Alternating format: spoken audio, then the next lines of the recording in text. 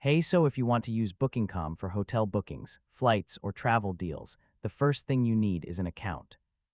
In this guide, I'll show you how to create a Booking.com account step by step in 2026. First, open the Booking.com website or mobile app on your device. Now click the Sign In or Register button at the top of the screen. You can create an account using your email address, Google account, Apple ID, or phone number. Type your email address, create a password, and enter your basic information. Booking.com may send a verification code or email to confirm your account. Once verified, your Booking.com account will be ready to use. You can also save payment methods now or add them later while booking. Now you can search hotels, flights, apartments, and travel deals directly from your account. Using your account regularly can unlock genius discounts and travel rewards. And yeah, that's it. You've successfully created a Booking.com account, and you're ready to start booking trips.